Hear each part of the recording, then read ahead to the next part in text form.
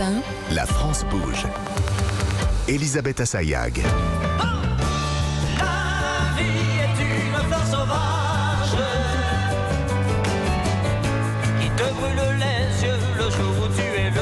C'est le travail génial de notre réalisateur Rémi Duprat qui aujourd'hui a agrémenté l'émission avec des tas de petites chansons à base de fleurs. Merci Rémi. Nous sommes toujours avec vous, Éric Ledroux, PDG d'Interflora France, avec Nathalie Carré en charge de l'entrepreneuriat à la Chambre de commerce et d'industrie.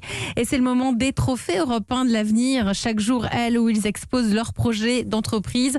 La personne a 1 minute pour convaincre notre témoin du jour. Aujourd'hui, c'est donc vous, Éric Ledroux, PDG d'Interflora France. On va vous proposer un projet d'entreprise qui a été lancé en 2020. Bonjour Henri Thomazeau. Bonjour. Bienvenue, vous avez 37 ans, vous êtes montpelliérain et vous êtes le cofondateur de Transfarmer. C'est une start-up qui propose un pot de fleurs composteur. Vous êtes ingénieur agronome de formation. Vous l'avez cofondé, cette start-up, avec 4 autres amis, des ingénieurs agro, un graphiste aussi. C'est un projet que vous mûrez, il faut que vous mûrissez depuis longtemps, que vous êtes dessus depuis longtemps. Au tout début, vous l'aviez d'ailleurs fait en parallèle de vos études et de votre travail. Le reste, vous allez nous le raconter. Vous avez 1 minute pour nous décrire. En plus, vous nous l'avez apporté, là, si vous nous suivez sur europe1.fr, c'est assez impressionnant. C'est parti pour le pitch. Alors, notre mission chez les Transfarmers, c'est de créer ces objets dont on a tous besoin à la maison pour réaliser notre transition écologique facilement. C'est des objets simples, sans branchement, sans batterie, mais qui utilisent la puissance de la nature. Notre premier produit, c'est le pot de fleurs composteur que vous voyez là, qui en fait dégrade tous nos déchets de cuisine en eau et en nutriments dont la plante qu'on a installée va pouvoir profiter.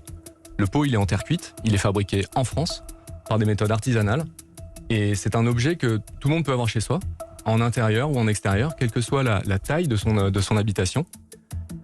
Aujourd'hui, il faut savoir qu'il y a plus de 2000 personnes qui l'utilisent quotidiennement et on est en forte croissance, donc on cherche à accélérer notre développement en augmentant surtout notre capacité de production et aussi en développant de nouveaux produits. Voilà. C'est très bien. En plus, pile 1 minute. Bravo pour votre pitch. 1 minute. Bravo pour votre pitch, Henri Thomazeau, donc cofondateur de Transfarmer. Je me tourne vers Nathalie Carré, en charge de l'entrepreneuriat à la Chambre de commerce et d'industrie. Nathalie, quelles sont les forces et les faiblesses de Transfarmer ? Déjà, bravo pour cette observation de la nature, en fait, puisque la nature fait ça toute seule très bien, et donc elle vous a montré comment faire. Et vous en avez fait un objet concret, utile, et accessoirement, vu que nous allons devoir composter nos déchets alimentaires à partir du 1er janvier 2024, autant s'y mettre tout de suite, et tant qu'à faire, avec un objet joli, parce que sinon les composteurs, c'est vrai que c'est pas bon. Et puis en plus, ça nous fait quand même un contenant de moins dans la cuisine. On en a déjà 3, donc c'est plutôt une bonne nouvelle. Alors la question, c'est est-ce que vous vendez un pot de fleurs autonome ou un joli composteur d'intérieur ?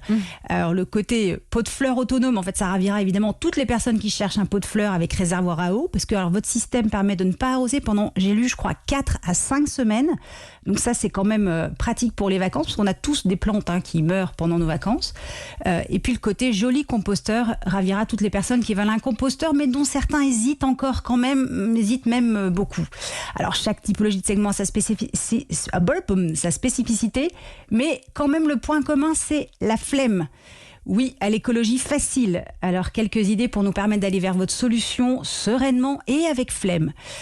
Déjà, le vocabulaire, vous dites un pot de fleurs relié à un lombricomposteur qui fonctionne avec des verres de compost. Et un peu plus loin, comment éviter les moucherons. Alors, si je suis dans la catégorie hésitante, pas sûr que je reste. Alors que si vous dites, par exemple, que votre pot de fleurs est relié à un écosystème qui reproduit la nature, on dit la même chose, mais ça fait moins peur. On continue à surfer sur votre site et une fois qu'on est convaincu, vous pouvez nous parler des vers et des moucherons. Ensuite, le mode d'emploi de mise en œuvre. Vous dites qu'il faut du carton découpé en morceaux sur 2 à 3 cm. Je suis sûre que ça prend 1 minute. Mais quand on lit ça, la flemme, il faut trouver un carton, se demander si on peut l'utiliser parce qu'il y a un logo dessus, en chercher un autre, et puis flûte, on vient de jeter la poubelle des cartons sous sol. Bon, allez, on descend en poubelle. On peut pas mettre du sopalin. Non, mais je me mets à la place, vous voyez. Moi, j'ai des ados, hein, donc l'atelier découpe de carton le dimanche, pas possible. Est-ce que vous pouvez peut-être intégrer le petit sac de carton dans le collier avec les verres? Bref, un truc simple, toujours en mode flemme. Puis quand on a une maison, le compost produit, on voit à peu près ce qu'on en fait. Mais quand on a un appartement avec 3 plantes, qu'est-ce qu'on en fait? On le revend, on le donne, mais à qui? Peut-être que vous pourriez nous aider à identifier des bornes où on peut déposer notre production, parce que ça peut aider la mairie, par exemple. Et quand on a une grande famille, un pot risque de ne pas suffire. Donc on fait quoi avec le reste de nos épluchures? On ne va pas les jeter. Acheter 2 pots, ça fait quand même un peu cher, et puis il faut beaucoup de place. Est-ce qu'il ne serait pas possible d'avoir une espèce d'annexe au pot qu'on pourrait ajouter, on mettrait notre stock de déchets en attendant de pouvoir le composter? Parce qu'on a tous de bonnes intentions, hein, mais il faut que ça dure. Et pour ça, une seule solution: confort, simplicité, facilité.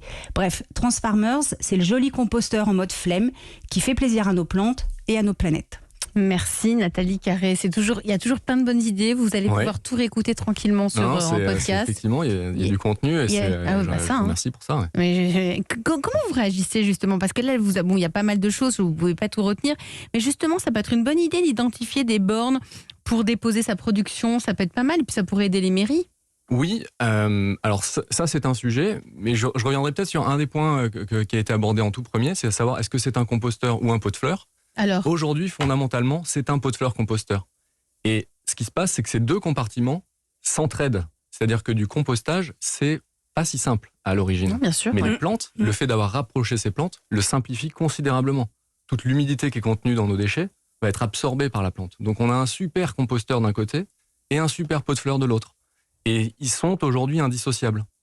Pour revenir maintenant à qu'est-ce qu'on fait de nos compléments ou si on a plus de déchets, effectivement, il y a l'option évidemment d'en avoir 2 chez soi, mais on est aussi en train de travailler sur d'autres projets, d'autres produits qui pourront éventuellement aider à compléter. Et sur les bornes, que faire de son compost? Ça reste le fertilisant naturel le plus puissant au monde. Il faut qu'on garde en tête ça. Voilà, c'est quand même ça qui nourrit la vie. Ça fait partie du cycle de la vie et c'est quelque chose qui n'a rien à faire dans un incinérateur. Alors on l'utilise sur d'autres plantes très facilement. Éric Ledroux, PDG d'Interflora France, quel regard portez-vous sur cette start-up? Ah ouais, je trouve que c'est magnifique. C'est beau en plus. Hein. D'abord, l'objet est magnifique. Il est hyper beau l'objet. On dirait un totem un peu. Peut-être difficile pour les auditeurs, mais... non mais sur Europe1.fr on peut le voir. Hein. Sinon on va prendre une photo, on va la poster sur les réseaux sociaux. Et je pense que ça doit jouer un rôle vraiment très important dans... On va devoir nous prendre la main, nous citoyens, pour aller vers le compostage des aliments qui va devenir obligatoire, mais le fait que ce soit obligatoire ne doit pas être la raison pour laquelle on le fait. On doit le faire parce que c'est bon, utile. Parce que c'est utile. Pour nous tous. Je crois qu'il va falloir qu'on nous explique comment le faire. Et qu'en plus, quand on peut le faire avec un objet qui est beau, ça c'est magique. Et on va se rappeler quand on a commencé à ne serait-ce qu'à trier nos déchets, il y a plein de questions et plein d'ironies sur combien de poubelles je dois avoir dans la cuisine, etc. Voilà. Et ça, c'est une bonne solution à un problème complexe. Vous pourriez en faire quelque chose à Interflora France avec cette start-up? On va se revoir, on va se parler. Ah, vous allez changer les cartes, vous allez parler. C'est le but aussi de l'émission. Hein. Henri Thomazeau, vos besoins aujourd'hui, vous avez plusieurs axes de développement. D'abord, vous faites face déjà à une demande importante, même si l'entreprise n'a que 2 ans. Vous devez suivre et là, vous devez augmenter votre capacité de production. Donc ça, c'est la base. Oui, c'est comme vous dites, c'est la base. Ouais. La production est française, c'est des méthodes artisanales. Donc on a besoin de redimensionner les ateliers de production pour pouvoir faire face à cette croissance. Oui, donc vous avez besoin de ça, donc vous avez besoin d'embaucher. On a besoin d'embaucher, on a besoin de financement pour cette accélération de notre développement. Aujourd'hui, on va chercher près de 500 000 euros pour financer cette phase d'accélération, qui permet aussi de nous développer commercialement en France et en Europe. Ça s'appelle Transfarmer. Merci à vous, Henri Thomazeau, d'être venu aujourd'hui dans la France Bouge. Je vais vous laisser discuter tranquillement avec Éric Ledroux, PDG d'Interflora France. Et puis si vous faites des choses ensemble, vous nous le dites. Hein. Nous, on aime bien mettre en avant ensuite à la France Bouge tout ce qui s'est passé après le passage. Et puis vous aussi, chers auditeurs, si vous avez envie de nous envoyer votre projet d'entreprise, si vous avez envie de venir pitcher, Nathalie Carré, il n'y a qu'une seule adresse. Et c'est E1-lafrancebouge@europe1.fr et premier juré, Charlotte Barricon et moi, on lit toutes les candidatures. Et vous aurez peut-être la chance de faire partie de nos candidats en route pour les trophées Europe 1 de l'avenir. Il est 13h53 sur Europe 1.